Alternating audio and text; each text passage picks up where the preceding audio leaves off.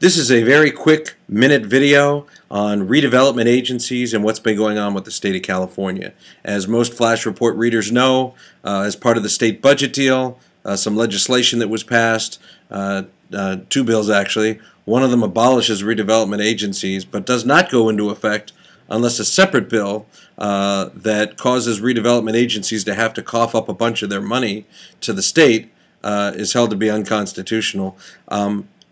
Let's make it really clear. Redevelopment agencies have been bad actors in California for a very long time. They were started a long time ago with the best of ideas, but as is often the case when you grow the size of government in order to produce solutions to problems, it's turned into a bad idea.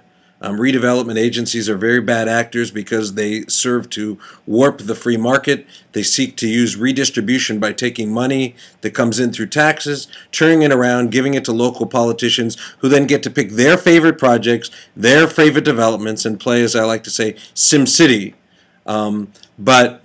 Probably what has been interesting and has served to really been the death knell, or hopefully the death knell for RDAs, has been the penchant that these folks have for abusing private property rights.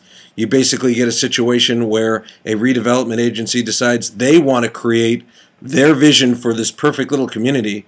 The only problem is somebody in that community owns some property and doesn't want to go along.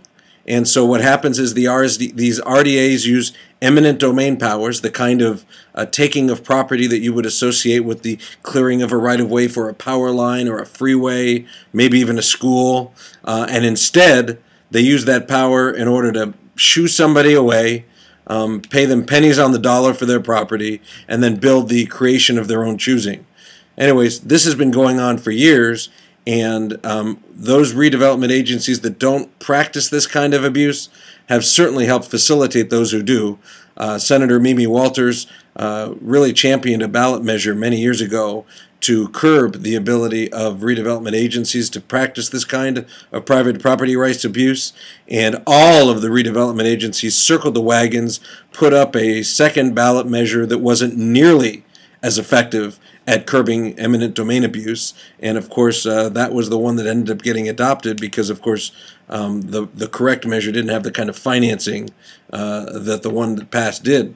Anyway, so to make a long story short, redevelopment agencies have been bad actors. They have worked very hard to ensure that they have the ability to trample on private property rights, and now we get into this new phase called Cry Me a River.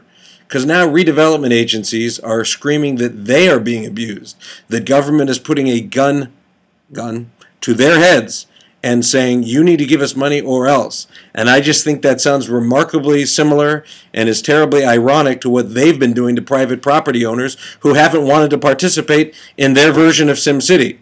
And so to these redevelopment agencies who are now frustrated and upset about what's going on in Sacramento, I say to you, tough. Because you know what? You guys wanted your cake and want to eat it too.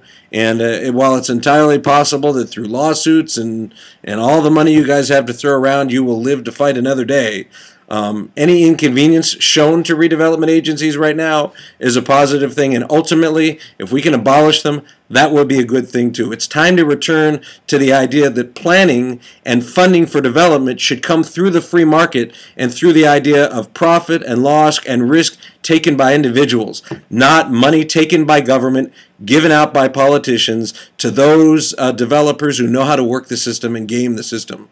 So that's my 10 cents, and hopefully it makes sense to you. Certainly makes sense to me.